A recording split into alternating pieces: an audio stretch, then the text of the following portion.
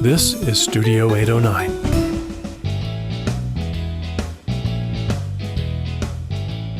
Hi, everybody. Welcome to the Outdoors Hiking Bob podcast. I am your host, Hiking Bob Falcone. You can find me at my website, hikingbob.com, which has links to my social media, my columns, the Colorado Springs Independent, my other podcast, my photography website, and also a link on how you can contact me and probably tell me how I sound terrible today, but I'm suffering through a cold.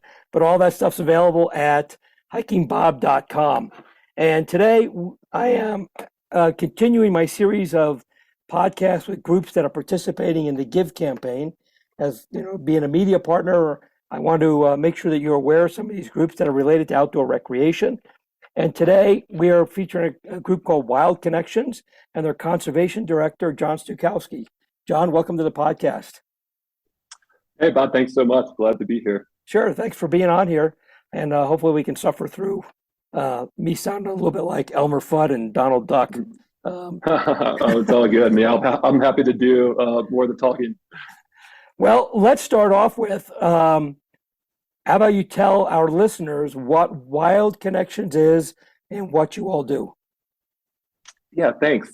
Thanks, Bob. Yeah, Wild Connections has been around for over 25 years. Our mission essentially is to identify, protect, and restore wildlands, native species, and biological diversity in the Arkansas and South Platte watersheds. And just to note, so these are essentially the ancestral lands of the Ute, Cheyenne, Apache, Arapaho, and other indigenous peoples. And so we have this little niche in the region. Our founder, Gene Smith, and some of our board members basically founded this organization, nearly 30 years ago, to identify areas within this region that need protection, especially some of these large landscapes on public lands. And we've done some thorough Forest Service and BLM inventories kind of to that effect. If I understand correctly, a lot of the land you're looking at is kind of the Canyon City kind of area for the most part, but you cover a little wider area, but that's the primary area you're looking at? Yeah, and it depends on the issue, but yeah, there's a lot of BLM public lands north of Canyon City in the Gold Belt region, and then west along the Arkansas River towards Salida and up toward Buena Vista and Leadville. And that's actually where I've probably been active the most as far as my work with Wild Connections on a Bureau of Land Management plan revision that essentially started in 2015. With a lot of these large intact public lands in that region, and a lot of them unprotected. BLM kind of just in general, in particular in Colorado, have kind of the least amount of protections as far as public lands. I think it's only 5% of like the 8.3 million acres in Colorado, and so so looking to protect those in a local management plan, also through Colorado Wilderness Act, which encompasses several of these local areas like Grape Creek and Beaver Creek, just southwest of Colorado Springs. And then we do a lot of work on Forest Service as well. We've partnered over the years with the South Park Ranger District and the South Platte Ranger District on restoration projects, and especially very, very recently on a couple of projects that I'd love to get into on this podcast. So I guess a lot of people would think that if it's federal land, BLM, Forest Service, what have you, that it's already protected, but I guess not necessarily. Yeah, so it's public land for public use, which is pretty amazing just as a concept. But yeah, there's varying degrees of uses and management styles for all of the agencies, and it's in BLM's mission statement essentially that it's so they have a multiple use mission, I should say, that they do have like a sustainable yield clause in there. But so we acknowledge that, that these public lands are going to be, used for recreation, lots of different sorts of recreation. And we endorse quiet use and, take folks out on outings. But, some of these lands are used for logging, for mining, for oil and gas development. And we just don't want to see, all uses in all areas. And so, and because the BLM and Forest Service and Colorado Parks and Wildlife, they also, have it within their mission to protect wildlife in wild lands and in native species, and especially species that are threatened or endangered. And so, yeah, we're looking to team up with them and other organizations and the public. We've and I say we with these agencies and other organizations have identified these core areas for protection, and so yeah, we those are the areas that we don't want to see some of those multiple uses at, and and see some of these our largest intact lands get chipped away. So where do you see in this Pikes Peak, this greater Pikes Peak region, as I like to call it, when we start getting down to Canyon City and down there, the greater Pikes Peak region, where do you see the biggest concerns that you have? I mean, we know that recreational usage is way up, and we know that our federal agencies, especially, are a little behind the power curve on managing it. I think things are getting a little better, especially up here in the Pikes Peak Ranger District, but still way behind. So, what do you see as the biggest challenges to preserving these lands and not turning them all into strip mines or logging forests or what have you? Yeah, that's a fitting name for the region, because I think it's all part of the Pikes Peak Massif down this way.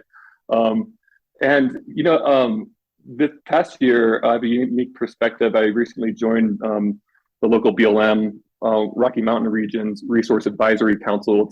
It's made up of the public, kind of get behind the scenes look at how they're managing and give some input. And they understand. Same with just talking to Forest Service folks, that recreation has increased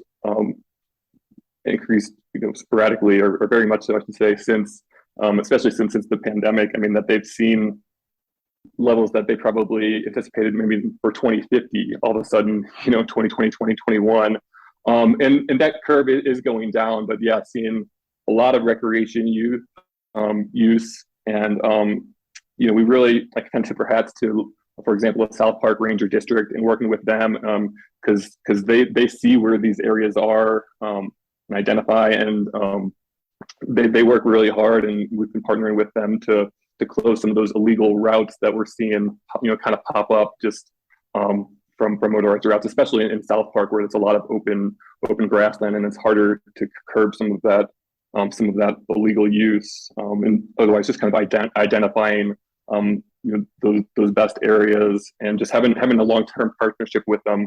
They know the large roadless areas that we're looking to protect, and otherwise kind of have the same values for the riparian and wildlife areas. And and as the managers, they're still managing a large network of motorized and unmotorized roads.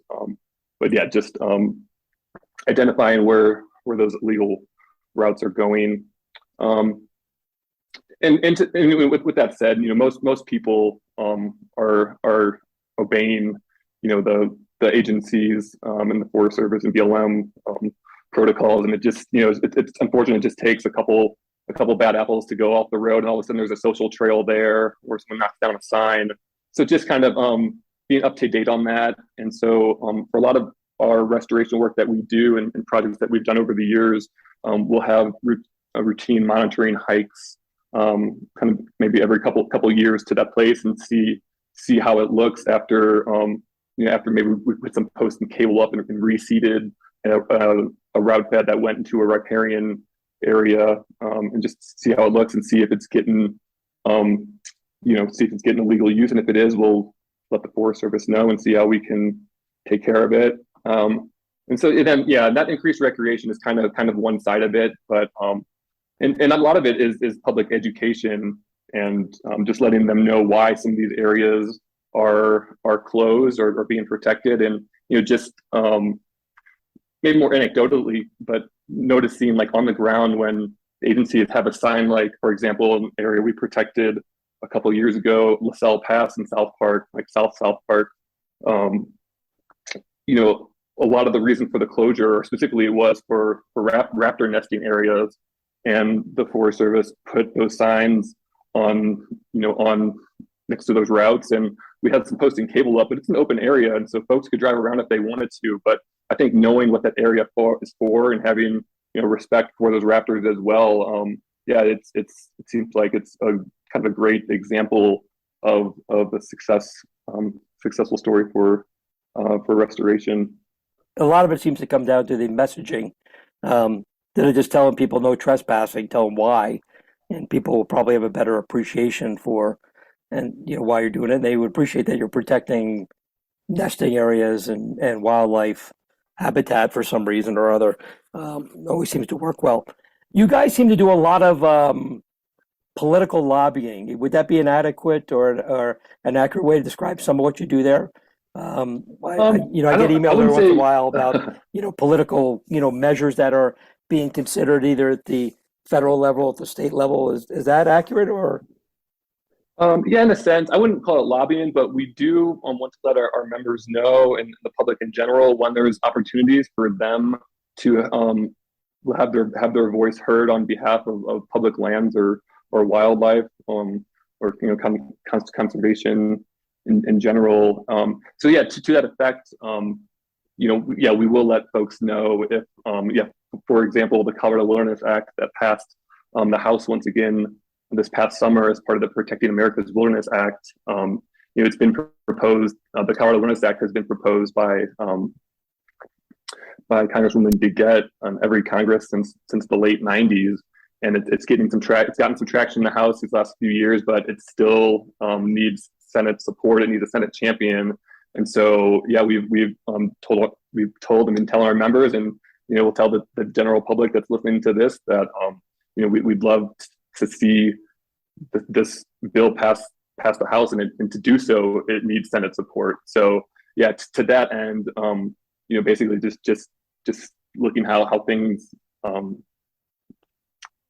practically get done. If this passes the Senate, already passed the House, then it'd be signed into law, and all of a sudden, these areas that have been considered for wilderness, and a lot of these areas are already wilderness study areas that have been managed for wilderness since the 80s, would finally be designated wilderness. But it needs that Senate champion, and then that Senate support. So we've been asking folks to contact our senators on behalf of the Colorado Wilderness Act, and more so, it's part of this greater lands package, the Protecting America's Wilderness and Public Lands Act that encompasses like over 1.3 million acres of wilderness protections, over 1,000 miles of wild and scenic river system protections, with majority of that being right here in Colorado.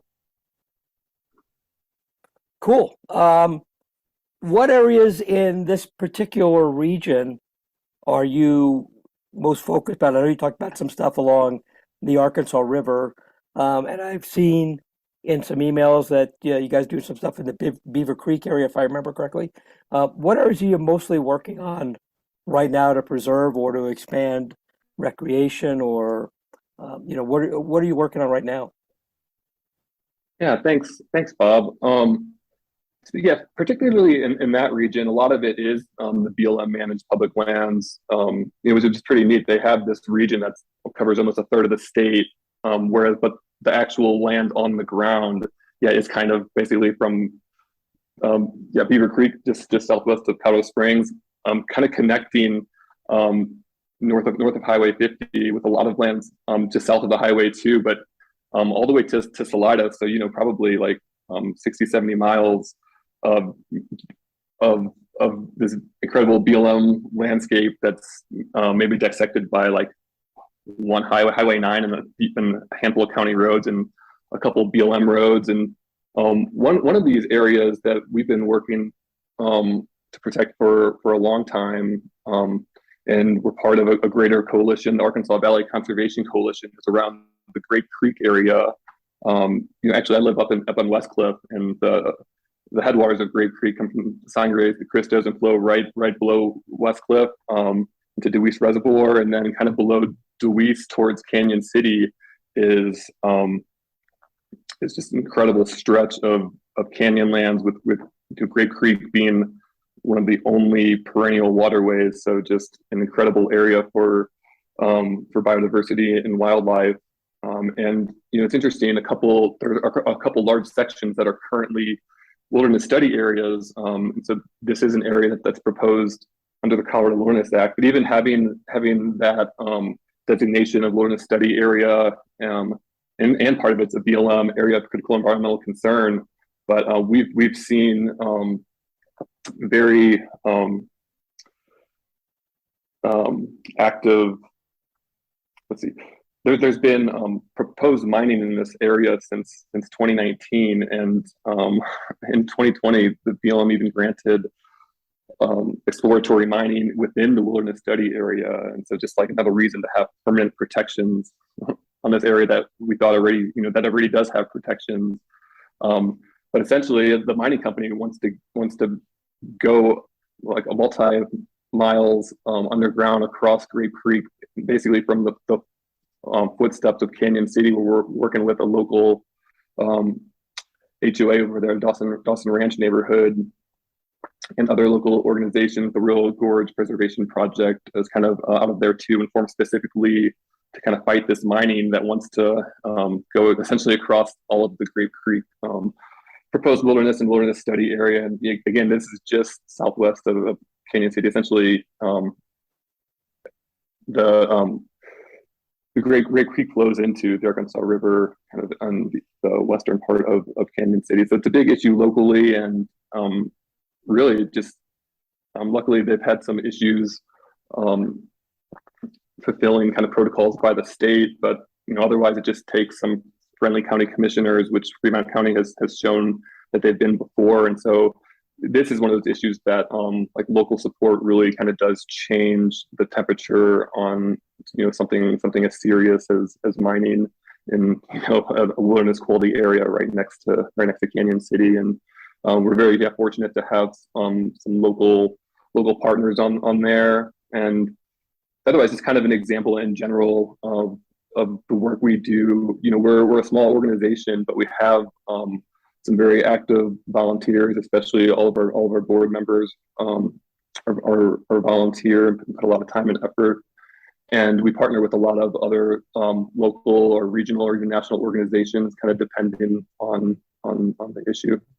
So the Grape Creek area, I think I'm kind of vaguely familiar with it. That's south and west of Canyon City. It is, and there's Canyon City owns a big parcel it's cool. It's the Canyon City City Park just southwest. It's called Temple Canyon, and that Grape Creek flows through there, and it's an awesome place to. We've done a couple hikes starting from there, and recently we were actually led one to the temple itself, which kind of was a ritual site for the Utes, used historically. And then in more recent history, I know it kind of was used as a musical venue, even in like the 1800s. It kind of has like an amphitheater, but it's an amazing wild place off of Grape Creek. And otherwise, there's some there's a state land board parcel 2 that's within the stewardship protection, kind of upstream, that's available to hike as well. Yeah, we'll love to take you out there, Bob. It's amazing. It's been a bit since I've been there as well, especially to some of the more wild parts of it. I've seen some of it on coach tracks and just haven't had a chance to get down there and actually explore that. But I would definitely like to take a look at it. It looks pretty. Some of the trails look a little challenging too, especially the deeper you get into it. They look a little, further away you get from town and down into that canyon, look like they get a little challenging, which is always kind of fun to have a little challenge to your hike and check that stuff out. Totally, and some of it's definitely seasonal because that creek can get flowing pretty good. And regardless, if there's some great trails kind of to the creek, especially from the Canyon City area, because otherwise there's not a whole lot of public access south of there and towards in a lot of the wilderness study area, especially the upper Grape Creek. But yeah, it's great in low season. Especially when you catch the right time when the water's low and it's nice out, and you have a lot of stream crossings. Sound like an early fall kind of a place to visit with the when the waterfall finally water flow kind of dries off a little bit. Totally, yeah, totally. That would be an ideal time. probably not a May or June type of thing. Depends how wet you're looking to get. Not too wet. So we've got kind of a view of what you guys are doing. You're really working with these land managers, to help protect some of this land and preserve it and get outdoor recreation out there. Have you seen over the years, probably the last few years, have you seen that these agencies are more willing to work with groups like yourself because maybe they realize they can't do it all by themselves, or are they still, we have this vision of a lot of agencies putting people at arm's length and no, we got it kind of a thing. What do you see as the attitude with these different agencies? Are they more receptive? Yeah, I guess. Yeah, I mean, I will say that they are very receptive, in this region. I feel very fortunate to work with folks at the BLM Royal Gorge Field Office, and the Forest Service. Pikes and Isabel has 6 ranger districts, and we're active with most of them. Kind of to that question, I think just there is more transparency in general, kind of maybe just leadership top down with these agencies, from like Secretary Holland, at the DOI, and similarly with new leadership in BLM the last couple of years. Otherwise, some of it's kind of felt like it was region to region. I've been working with Wild Connections for over 10 years now, and started doing the majority of my work around the BLM lands, specifically looking for BLM lands with wilderness characteristics. So it's kind of a local designation that they could do in their planning effort. But basically, focused on this and connecting with folks all across the country working on similar plans, and just coordinating and planning. But just want to basically note that, like, throughout this time, like the Royal Gorge Field Office in Canyon City has always been receptive and communicative, whereas like I've talked with folks doing similar roles in other states, and it's basically like the BLM director on down like has directives where no one to talk to these people, people in my position, which makes it a lot more daunting and difficult. So yeah, do feel fortunate to be in this region, and overall I do think on kind of on a larger scope, I do think it is improving. But yeah, just to reiterate, it's been nice for the most part working here, and have a lot of respect for the local agencies that are balancing conservation and recreation, and on all the other demands on the public lands.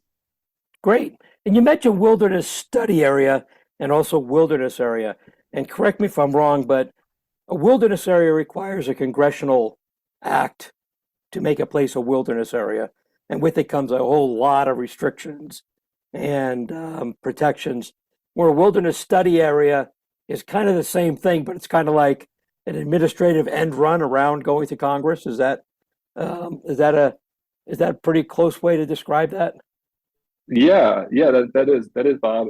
Yeah, you got the wilderness spot on. It's a congressional designation, and that's why we haven't seen too many, especially recently. Even especially like in Colorado, there's so much support in our polls, for the public for these areas, but just doesn't necessarily happen congressionally. In the wilderness study areas, or specifically on BLM public lands. And what's interesting is they basically had 2 rounds where they identified these wilderness study areas on BLM lands throughout the West in like the late 70s, early 80s, and identified them. And the goal was basically to have them go to Congress, who's going to put their thumbs up, thumbs down if it actually be a real wilderness area. And until that point, they were going to be managed as if they were wilderness. So managed to protect what's currently there. But unfortunately, that never really came to fruition with Congress. So they've been managed as this wilderness study area in perpetuity. And that's one of the reasons, and Congresswoman DeGette's been proposing this Colorado Wilderness Act since the late 90s, because the majority of the lands in there have been managed as wilderness. They just kind of need that final push. And as we've seen recently at Grape Creek and Table Mountain, which is just a little bit more upriver from Canyon City towards Salida, actually it's one of the largest area, intact BLM managed areas over 30,000 acres. And, we lost 700 acres of it a couple of years ago to a quarry expansion, because this area, even though, BLM recommends or BLM identifies it has lands with wilderness character, even though it's been proposed as wilderness, it's not, and this area is not a wilderness study area, but it still, has those same values. It got chipped away. So yeah, just there is that difference going to full protection with that capital W wilderness is kind of how we call it. But just thinking of wilderness study areas, that is a tool, and we've signed on to letters recently from some of our partner organizations, basically urging the BLM to kind of revisit their toolkit of how they can protect lands. And there's nothing saying that they can't issue new wilderness study areas or issue more areas of critical environmental concern. So that's something that we're hoping to see kind of in the near to midterm, if the BLM can use some more of these tools. And yeah, because we definitely have lands we would love to propose for new wilderness study areas if they're not going to make it to capital W wilderness. Gotcha. Well, that makes sense. And it seems like it is kind of a good tool to use to kind of do some interim stuff. But like I said, I don't think anybody expected interim to be like the last 40 years to actually make that happen.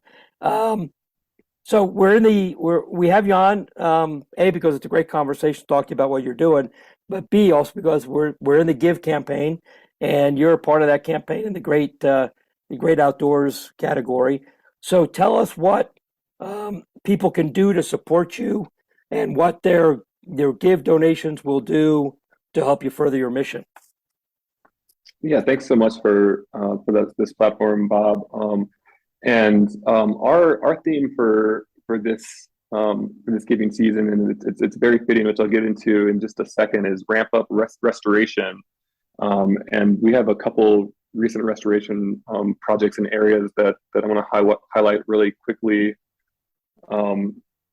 And a lot of this work, is on Forest Service land, and we've been waiting for a couple of years now for the Forest Service has had a travel management plan revision ongoing, basically to determine what routes they're going to keep, what routes they're going to decommission, especially routes that are duplicative, are unnecessary, or that they can't manage with their resources.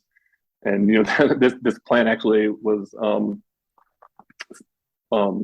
sparked. This plan revision was sparked like 2018, 2019 by some conservation organizations when the Forest Service published their maps with a bunch of trails on there that never had environmental assessment and should never have been open to the public. And so they've gone through this process to redo them and do that proper assessment and proper input. And we've been waiting on that final decision for the last couple of years. And I guess I'm getting into all of this because this plan revision has been kind of holding up some of our our restoration work for the past year. Essentially, we've been planning with the Forest Service, and especially areas that were identified in this plan revision process to be closed or decommissioned, but just kind of waiting till that record of this decision, that final plan component to come out, which finally came out in September, just less than 2 months ago. And in that time, we partnered with the Forest Service the very next week at the Farnham Roadless area, which is just south of the Tarryall Reservoir, kind of in that Tarryall Valley, which has seen the South Park Ranger District kind of says that's their new they've seen so much increased recreation, especially motorized recreation, and to that end, more spur and illegal routes that were never on the map. And so we partnered with them to close a decommissioned route down that not only went just went into the Farnham area, just it should have just went a little bit for camping, but the Forest Service saw a lot of illegal dumping there, and more so these routes kind of splintered off to meet into Packer Gulch, which has which is kind of the western end of the Farnham Road, this area. So suffice to say, we were very excited to do this project, to get it started, I should say. And we put the bill for the posting cable that was constructed, and then we are going to partner back up with the Forest Service next year and do some reseeding on the route that was decommissioned. And then more recently, we had funding from the South Park Land and Water Trust Fund for a couple of years now that has been on hold for the Wildcat Canyon area. This area just south of Cheeseman Reservoir was impacted by the Hayman burn from 2001, and so the Forest Service essentially closed all of the roads going into there, for safety reasons and for revegetation. But unfortunately, it's seen a lot of illegal use into those roads since then. For the past 20 years. But more so, like when those roads were constructed, there was a bunch of post and cable along the roads and large metal signs that since the fire and the sediment has changed and the flow of the water, a lot of this post and cable has been buried and has gone in and across the South Platte River. And this is a part of the river that actually has protections kind of in line with wild and scenic river protections, kind of specific to remarkable values for scenery, geology, fisheries, and wildlife. And so we'll, having that plan finalized in September, we were able to, I should say we, the contractor was finally able to get in there, but it's a short time window basically with the flow of the Platte right there. They can't get in there until after Labor Day. And with the snows, it's basically just September is the window. And luckily, they were able to get in there in October and just got all of that out. But that project was again partially funded by the South Park and Land and Water Trust Fund. We're very, very gracious for that. But that project needs more funding, and additionally, we're going to be partnering with the Forest Service and other organizations there next year and into the future. Now that we got some of that metal out, which because the Forest Service said specifically is going to improve the aquatic habitat and water quality. That this is kind of the first step, and next year we're going to do more planning and hopefully get funding to do more projects in this wild and scenic area that otherwise has seen like rampant motorized use. The last time I was there, I mean, it looked like this big motorized parties, like 10, 12 Jeeps on one side, maybe like 20 side by sides on the other, and one in the area they're not supposed to be, but going across the Platte River for fun and a challenge. And I know the Forest Service has taken it serious and wants to address it. And now with that plan finalized, that they can, and with additional funding, we will be able to partner up as well. And I'm familiar with that Wildcat Canyon. I've been in there, hiked it a few times, wrote about it in my column. It's a beautiful, beautiful area. But yeah, you're definitely right on the edge of the Hayman burn scar there. So definitely, concerns with erosion, and I can see why they wouldn't want motorized traffic in there. I was just looking at my map here of an area just north of there. I can't remember the name of it right now, but there's a trail that drops from there and it goes straight down into the South Platte. And yeah, I think that's the Corral Creek possibly is like the main trail going down. Rings a bell, but definitely an area that needs restoration. It's been very heavily damaged by the fire, and needed some work. It is the let's see, I have it here right now, the Longwater Trail that comes off the just north of there a little bit. And that trail really had a lot of damage in there. I actually reported that damage, and they've actually marked it on Cotrex that you get down there a little ways and you kind of lose track of where the trail is, and there's a lot of. And then I definitely got the day I went down there, there was nobody there, but I definitely got the impression there was still motorized traffic getting all the way down to the river there, and probably was not a safe place to be. So I'm glad you guys are working with them on that area. It's a beautiful area, and if you can hike in there, I definitely would suggest it. But definitely don't think motorized is appropriate in there just yet. Nothing against our motorized friends, but they, some stuff's more appropriate for different areas, and some is not. So it's safe to say that people who donate to you through the Give will be helping support your both boots on the ground, go in there and do work kind of stuff, and also your more, and I know you don't like the word lobbying, but your work behind the scenes, dealing with the local agencies and stuff like that. Yeah, exactly. Donations, especially, specific, kind of go to those two projects I just referenced that will continue on definitely into 2023 and for Wildcat into the future. And then, otherwise we will continue our work, basically kind of, just securing these local lands. Our region's not too big, being, just the Upper Arkansas and South Platte watersheds, and there's only so many of these large intact lands and wildlife corridors, and so we're just trying to basically keep what's on the ground, and understand that there's other resource and public lands demands, and hopefully kind of work in unison on that.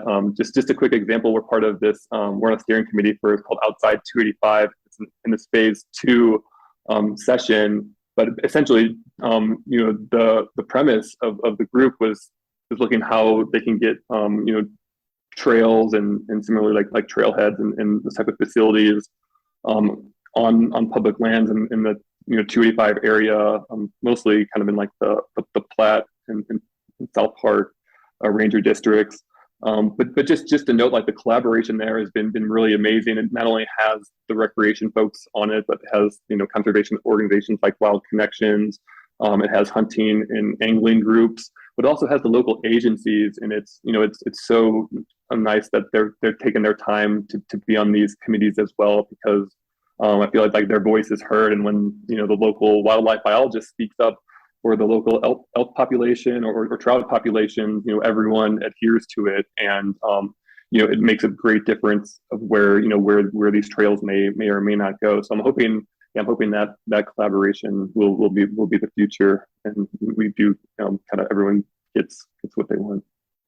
Excellent. And if people want to get more information on you, what is your website people can go to? Yeah, thanks, Bob. Wildconnections.org is where you can find us, and we do a lot of hikes. Even in the winter, it's kind of nice where we live here. We can get all the way down to 5,000-6,000 feet at the Arkansas River in the winter and do some nice canyon hikes, or escape the heat in the summer and get up and do a wildflower hike at 10,000-12,000 feet. So pretty amazing, but. And we'll also do some, especially since the pandemic started, we had done some virtual events that have been pretty successful, and we've been continuing that since. Just it's kind of been a benefit for us and the public, and I'm sure we'll be doing some of those this winter. But you can find everything at wildconnections.org. Okay.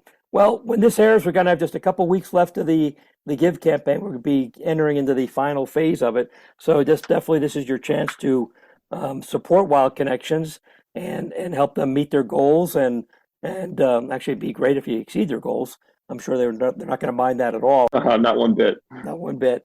And anything else you'd like to tell us about your group before we say goodbye to everybody? Thanks for listening.